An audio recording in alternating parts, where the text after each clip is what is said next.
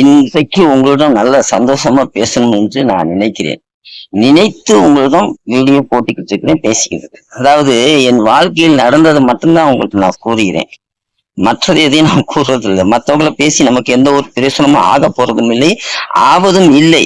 அதனால் மற்றவர்களுடைய மனம் தான் கெடும் ஒழிய அது நல்லதுக்கு ஆகாது.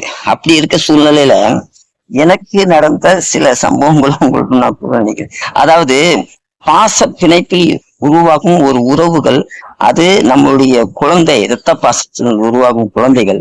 அதாவது இந்த வாரத்துக்குள் இந்த வாரத்துக்குள் எனது 2 மகள்களுமே என் வீட்டுக்கு நான் இருக்கும்போது வந்துச்சுங்க. வீட்டுக்கு வந்து அதாவது வேலைகள் பார்க்கறதுக்கு அவர்களும் சம்பாதிக்கிறதுகள் இருந்தா போதிலும் என்னிடம் வந்து அதுகள் நாசுக்கா பேசி காசுகள் கேட்கிறது. அந்த பணத்தை வாங்கி அதுகள் வந்து யூஸ் பண்ணிக்கிட்டு நான் தர்றேன்ப்பா அப்படிங்கிறது இந்த மாதிரி ஒரு சந்தோஷமான பாசங்களை மட்டும் நாம் பகிர்ந்து கொள்ளும் போது பணத்தால் மட்டுமில்லை குணத்தாலும் நடக்கும் என்பதை நான் உங்களிடம் கூறுவதற்குத்தான் நான் கூறுகிறேன். உறவுகள் என்பது எப்பவுமே நட்புக்குள் மட்டும் இருக்காது.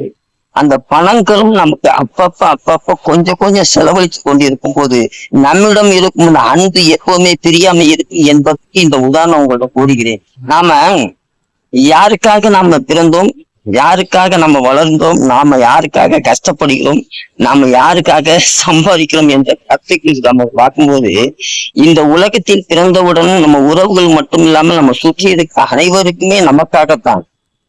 பாசம் என்பது பகர்ந்து கிடக்கணும். அப்படியே உலகத்தில் எப்படி காற்று பறந்து இருக்கும் போல, எப்படி இந்த பஞ்சபூதங்கள்லாம் எப்படி அங்கெங்கே பறந்து தேவைகளுக்கு ஏற்றபடி மக்களுக்கு வந்து சேவை செய்து பார்த்தீங்களா, அந்த மாதிரி நம்முடைய மனதையும் பறந்த உள்ளமாக வைத்துக் கொண்டிருந்தால் எதுவுமே நமக்கு சுமையாக தெரியாது. சுமை என்பது நாம நினைக்கும் எண்ணத்துக்குள், நம்ம நினைக்கும் கஷ்டத்துக்குள் தான் சுமை.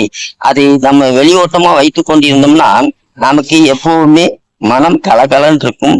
அதை விட என்னன்னா, மனம் கலகலகன்னு இருந்தால் இளமையாக இருக்கலாம், எப்பவுமே சந்தோஷமாக இருக்கலாம், எப்பவுமே முகத்தில் ஒரு வாட்டம் கிடைக்காது.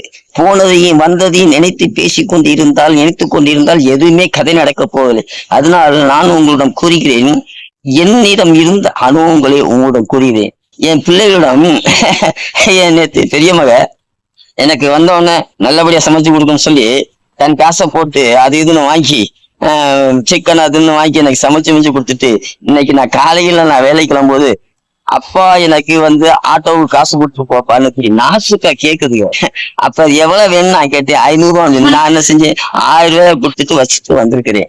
அந்த மாதிரி நம்மளுடைய குழந்தைகள்